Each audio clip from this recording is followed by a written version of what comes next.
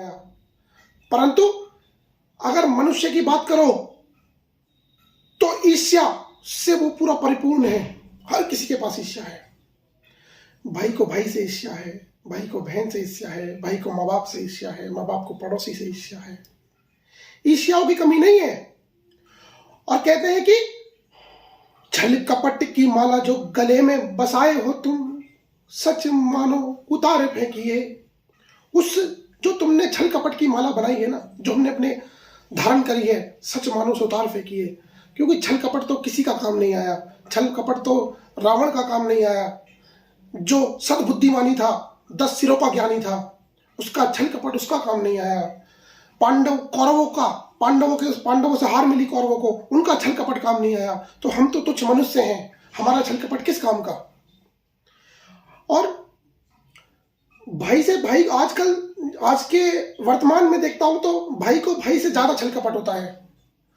और हमें ये भाई से भाई का प्रेम हमारे श्री राम से भी सीखना चाहिए।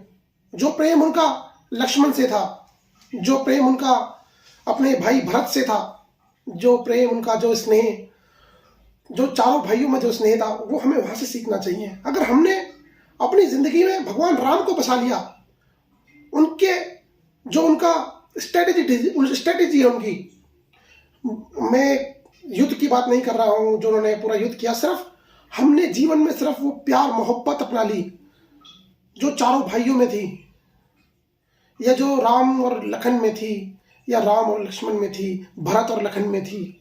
अगर वो आज हमारे बीच आ जाए, हम सबके बीच में आ जाए, तो शायद ईर्ष्या खत्म हो जाए। और ईर्ष्या खत्म होगी तो प्रेम मोहब्बत भेदभाव सब खत्म हो जाएगा। और भेदभाव खत्म होगा, प्रेम मोहब्बत खत्म होगी, तो भाईचारा बढ़ेगा, लड़ाई झगड़े नहीं होंगे, भेदभाव नहीं होगा, हिंदू मुस्लिम नहीं होगा।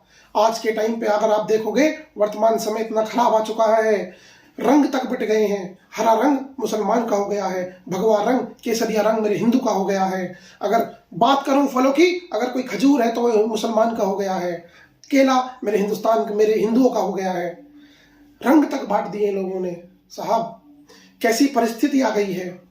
और इंसान को, अगर इंसान थोड़ा ये छल कपट खत्म करे, भेदभाव खत्म करे, और थोड़ा ध्यान अपने पूर्वजों पे लगाए, या अपनी जो उनके पूर्वज रहे, हिंदुओं में बोले भगवान राम रहे, श्री कृष्णा रहे, और अगर मुस्लिमों की बात करें तो उनके पैगंबर साहब रहे। सबने कुछ ना कुछ कठिनाइयां देखी हैं, जब जाके वो इतनी आगे बढ़े। कोई छल कपट से आगे नहीं आया। अगर छल कपट से आगे आते तो रावण श्री राम को हराकर खुद राज्याभिषेक करवा सकता था। लेकिन छल कपट से कभी कोई आगे नहीं आया। आगे वही आया जिसने मेहनत करी, जिसने सिद्धियां प्राप्त करी, और जिसने सिर्फ भाईचारा रखा, भेदभाव ना दिया हो किसी को। और भेदभाव करने वाले कभी आगे नहीं आए हैं। आप अपना इतिहास उठा के देख लेना, चाहे वो किसी भी धर्म का इतिहास हो। इतिहास इस बात का गवाह रहा है साहब। बहुत आज के जमाने में इतनी नफरतें हो गई हैं, लोगों को मारने को तैयार हो गए हैं साहब। कैसे खत्म होगा ये सब? कैसे भाईचारा आएगा? कैसे लोग एक दूसरे के साथ बैठ के खाना खाएंगे, एक दूसरे के साथ बैठ के घूमेंगे? कैसे होगा सब ये? मैं सिर्फ यही है कि आप अगर इस चीज को आगे लाना चाहते हो, अगर आपको नहीं मिल रहा है तो आप अपने इतिहास में देखो। और कोई बड़ा आदमी या कोई बड़ा पद कोई ऐसे नहीं मिल गया। हमारी माता सीता जो कभी सोने के गहने पहनती थी, 14 साल जंगल में उन्होंने भी वलकल पहना है। ऐसे नहीं मिल गया किसी को। राम 14 साल वनवास में रहे, 14 साल जंगल में रहे, वापस लौटे, उसके बाद भगवान पुरुषोत्तम मर्यादा राम कहलाए वो भी। ऐसा हर किसी को ऐसा नहीं मिल गया है साहब।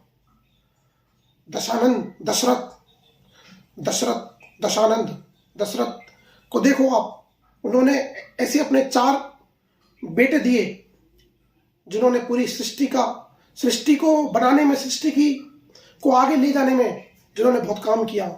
उधर दशानंद जिसने तप किया, शिव जी को प्रसन्न किया, तप किया, लेकिन वो काम का नहीं आया, क्योंकि मन में ईर्ष्या थी, मन में जलन था। दोनों का कंपैरिजन देखिए, एक तरफ दशरथ है, एक तरफ दशानन है, लेकिन दशरथ काम आई। दशरथ ने, राजा दशरथ की जो तपस्या थी वो काम आई। और मैं अभी भी बोलता हूं, अगर किसी को भाई से ईर्ष्या है, या पिता से ईर्ष्या है, पड़ोसी से ईर्ष्या है, साहब ईर्ष्या का क्या करेंगे आप? ईर्ष्या का क्या करेंगे? कहते हैं ना, जब भगवान राम जब जंगल में आए ना पहली बार चित्रकूट में, तो उन्हें वन देवी मिली, तो उनका स्वागत हुआ राम का। तो उन्होंने, वन देवी ने बोला, बताओ मैं आपकी क्या सेवा कर सकती हूँ? उन्होंने बोला, भगवान राम ने बोला, नहीं कुछ नहीं, कुछ सेवा करने की जरूरत नहीं है, बस एक छोटा सा काम है, ये जो जंगल के कांटे हैं ना, इनको हटाना। मैं भाई से भाई का प्रेम बता रहा हूँ, वही प्रेम जो आज के टाइम पे खत्म होते जा रहा है। समय अगर किसी भाई के पास पैसा आ गया, वो छोटे भाई से बात नहीं कर रहा है, छोटे भाई के पास पावर आ गई, वो बड़े भाई से बात नहीं कर रहा है, पड़ोसियों से बात नहीं कर रहा है, उसने ज्यादा बड़ी गाड़ी खरीद ली, वो उससे बात नहीं कर रहा है। तो मैं वो एग्जाम्पल दे रहा हूं। तो जब उन्होंने बोला कि ये जिस रास्ते से मैं आया हूं ना वन देवी, आप इस रास्ते के कांटे हटा देना, तो वन देवी ने बोला, भगवान प्रभु आप तो इस रास्ते से आ गए हैं, तब कांटे हटाऊं या ना हटाऊं क्या फर्क पड़ता है? तो उन्होंने बोला कि मुझे कोई फर्क नहीं पड़ता, परंतु मेरा भाई भरत मुझे ढूंढता हुआ इसी रास्ते से आएगा, मेरा भाई भरत इसी रास्ते से आएगा, और अगर उसको एक भी कांटा चुभा तो उसे बहुत दुख होगा, बहुत दर्द होगा उसको। तो वन देवी ने जिज्ञासा करके पूछा, हे प्रभु राम, आपका भाई इतना कमजोर है, राजा दशरथ का बेटा इतना कमजोर है कि इसको कांटे चुभ जाएंगे? तो सिर्फ मैं भाई के प्रेम बताता हूं, भगवान राम ने वन देवी को क्या उत्तर दिया। अगर वो उत्तर आपके सीने में खट से बैठ जाए, तो याद रखना, आपको भी ऐसा ही एक उदाहरण देना है, अपने लिए, अपने भाइयों के लिए, अपने परिवार के लिए, अपने दोस्तों के लिए, अपने मोहल्ले वासियों के लिए, या अपने जो तुम्हारे समाज के लोग हैं। अगर एक समाज आगे बढ़ेगा, वही दूसरे समाज को बढ़ा पाएगा।